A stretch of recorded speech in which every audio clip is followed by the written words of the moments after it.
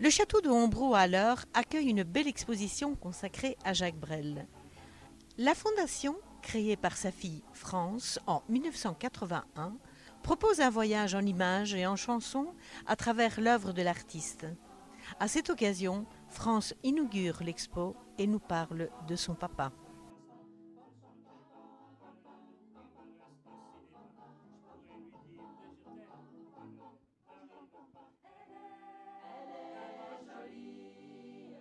Parce que les mots de ses chansons, ce sont vraiment les mots de sa vie et qu'il a eu l'occasion d'écrire, d'interpréter et de vous offrir. Je vous souhaite une très bonne visite. Madame Brel, vous êtes ici pour inaugurer une belle exposition au château de Hombreau à l'heure. En quoi consiste cette expo ?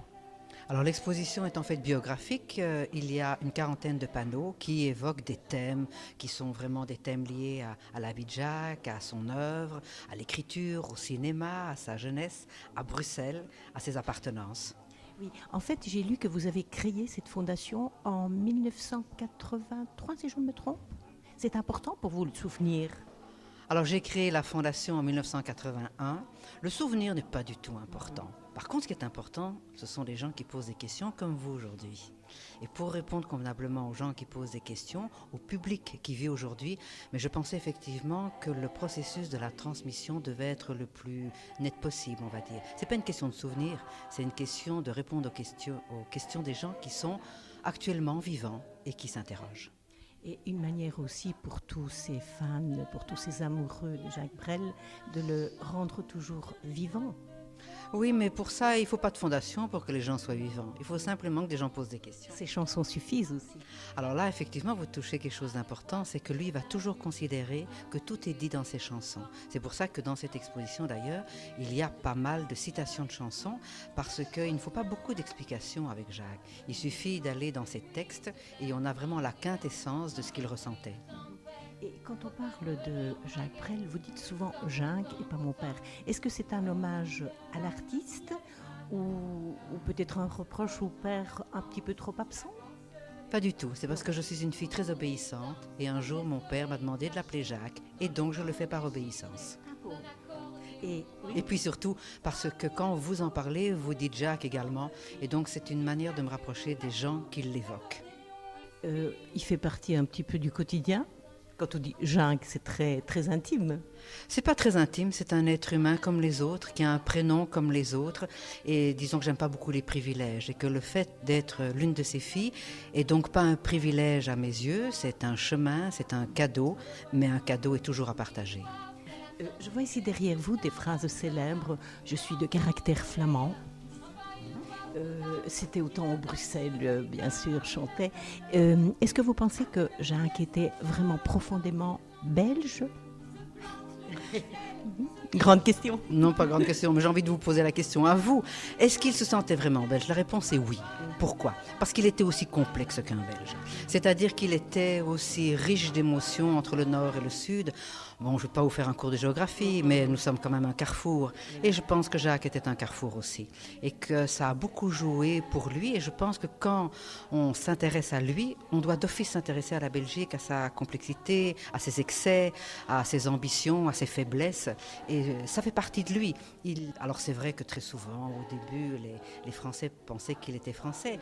Mais tout ça n'est pas bien grave. Mais si on s'interroge vraiment sur le parcours de sa vie, sur la trace de sa vie, on ne peut pas dissocier Jacques de la Belgique, c'est impossible. Parce qu'il a ça au cœur de ses cellules, il a la contradiction belge au cœur de ses discours, au cœur de ses propos.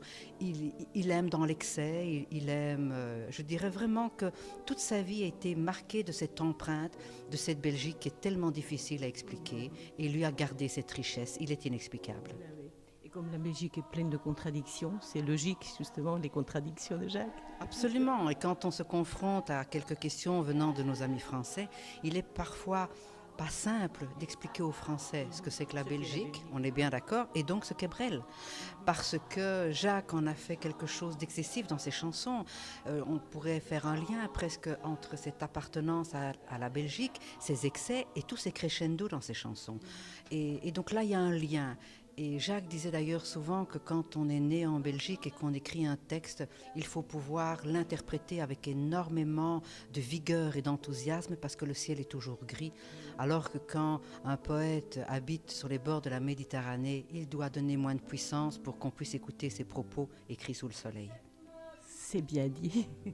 Dites-moi, est-ce que vous auriez à partager avec nous peut-être un souvenir, quelque chose qui vous est resté, un souvenir important pour vous?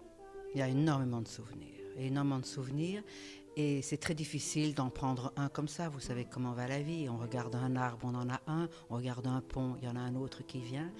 Mais d'une manière générale, mes plus beaux souvenirs avec lui sont des souvenirs de silence. Mon père est connu comme étant un chanteur et en fait, ce qui me raccroche le plus à lui dans les souvenirs, ce sont ses regards de silence.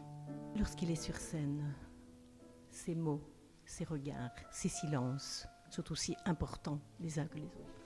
Oui, mais justement, vous appuyez sur quelque chose de très important, c'est que Jacques avait compris que dans l'interprétation des choses, le plus important, c'est pas toujours ce qui vient, c'est le silence que l'on va mettre avant et après. Et il prend le risque, effectivement, dans cette chanson, si vous pensez à une chanson comme par exemple Mon enfance, qui se termine et la guerre arriva, il y a un blanc. Et nous voilà ce soir. Et ce silence est porteur de toute une vie entre la fin de la guerre et la trajectoire d'un homme qui est sur une scène devant un public. Et donc Jacques a l'art du poids du silence, je dirais. Mais quand on le connaît dans l'intimité, c'est encore beaucoup plus fort. Parce que quand dans sa vie de tous les jours, on donne beaucoup de choses aux gens, il est évident qu'à un moment donné, il faut des silences pour recharger la batterie. Merci pour ce beau témoignage, France Brel. Un grand merci à vous, Marie-Jeanne. Marie-Jeanne, oui. Merci bien. L'école L'Art Source agrémente cette expo par un beau répertoire consacré à Jacques Brel. Ce soir j'attends et c'est un souhait là, un peu comme dans l'espoir, ne viendra pas, ce soir j'attends pour le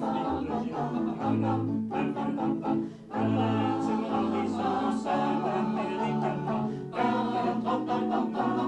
ils sont tous un instant. Mais c'est rien, demain je viendrai avec mes lilas. Je l'emmènerai manger des frites chez le gel. Elle aime bien ça, Madeleine. Ah, Madeleine, je l'adore. Elle est toute ma vie, Madeleine. Oui, je sais bien. Ses cousins disent qu'elle est trop bien pour moi. Mais moi, je ne les crois pas. Je m'en fiche. Demain, je reviendrai avec des lilas. Et là, je l'emmènerai au cinéma. Et je lui dirai peut-être, je t'aime, Madeleine. C'est ce que je lui dirai, je t'aime. Je t'aime, Madeleine. À demain, Madeleine. Quand le vent est au riz, quand le vent est au blé, quand le vent est au sud, écoutez-le chanter. Le plat pays qui est le mien. Dans le port d'Amsterdam, il y a des marins qui meurent, plein de bière et de drames, au premier lueur. Dans le port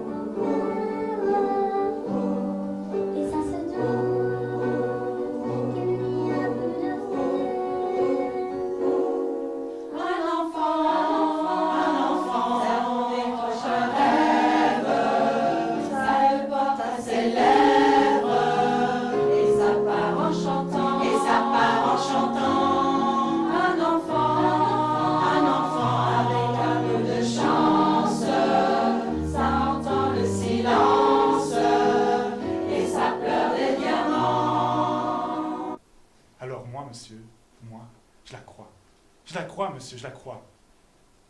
Parce que chez ces gens-là, monsieur, on ne s'en va pas.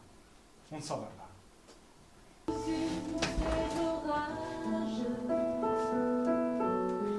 Un temps d'amour, c'est l'amour fort. Une fois tu pris ton bagage, une fois je pris mon envol. Et chaque meuble se souvient dans cette chambre sans berceau des éclats des vieilles tempêtes. Bien sûr de ce manque de tendre, il n'y a plus d'amitié. Bien sûr l'argent n'a pas d'odeur, mais pas d'odeur où monte au nez. Bien sûr on marche sur les fleurs, mais voir un ami pleurer.